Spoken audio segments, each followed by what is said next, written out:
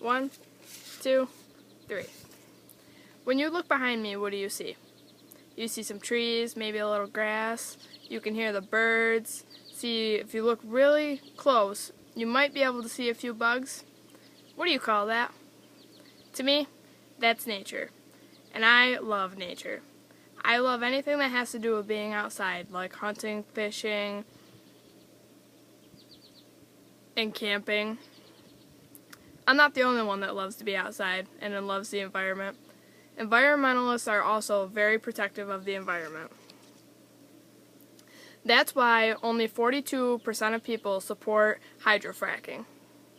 And 46% of people are opposed of it.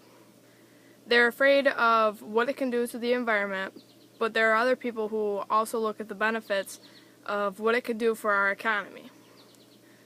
A lot of people don't know what hydrofracking is.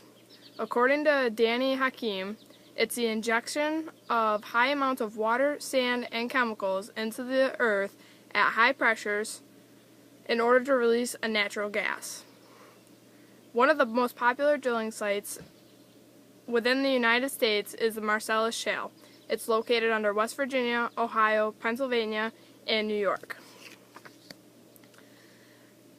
These people drill down into the earth about 8,000 feet in each direction, and they try to release this natural gas because they say it's better than burning fossil fuels. There are many pros and cons to hydrofracking that many people don't know about. Some of the cons include chemicals that are used in this process, like acids, detergents, and poison. And according to Julia Conley and John Light, these chemicals are very dangerous to not only the environment but to ourselves. This process also creates small earthquakes because they're drilling so far down in the earth that it messes with the tectonic plates, and it's happened 8 times in the U.S. Many people fear that with hydrofracking, because they're drilling so far down in the earth, that they're afraid of people hitting their water sources that could contaminate the waters for everybody and create serious health problems.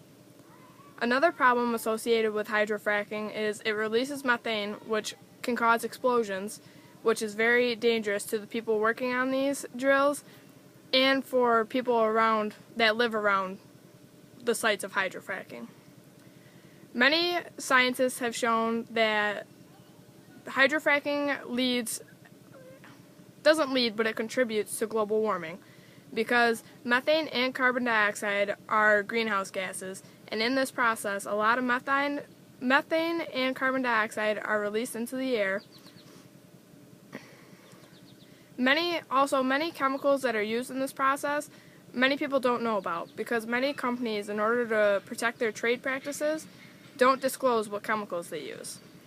They want to keep the chemicals that they use quiet because they don't want other companies to use the same chemicals as them.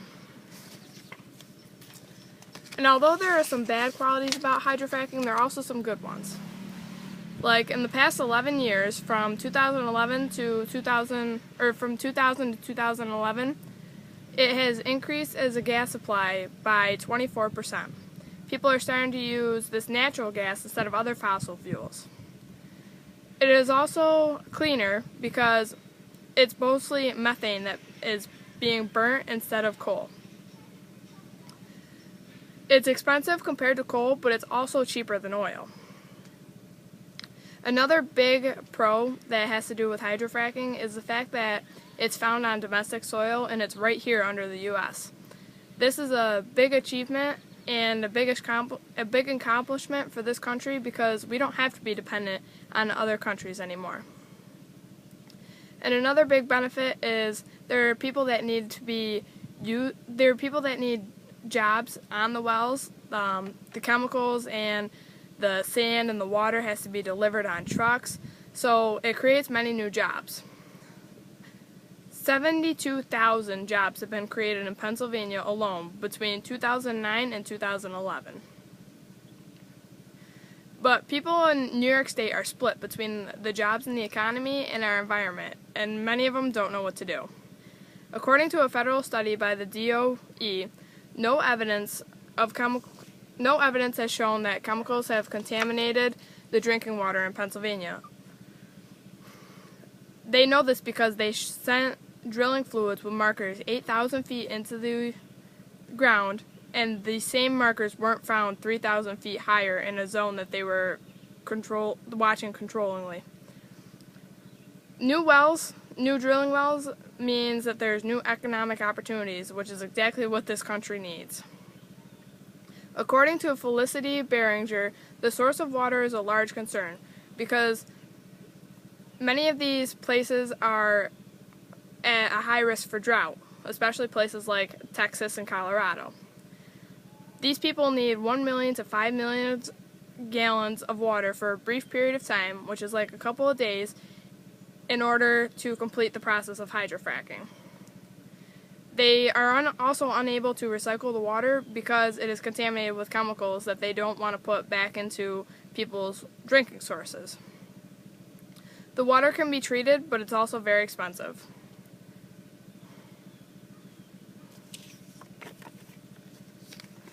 There are already fracking sites in Ohio, Pennsylvania, and West Virginia, but New York is still debating. There are regulations by the DEC, which is the New York Department of Environmental Conservation, which say that you can't drill within 2,000 feet of public drinking supplies or 500 feet of private wells unless the landowner approves. Countries are also debating this controversial issue, such as France and Bulgaria, which are the largest reserves in Europe. France banned hydrofracking in 2001, and Bulgaria followed suit by banning it in 2012. England and Poland are also thinking about banning it.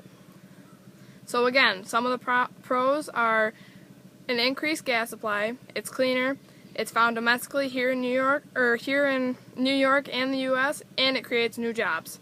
But on the bad side, they're using chemicals, it creates earthquakes, it could damage our water sources, and it releases methane and carbon dioxide, which is a contribution to global warming, and it's very expensive.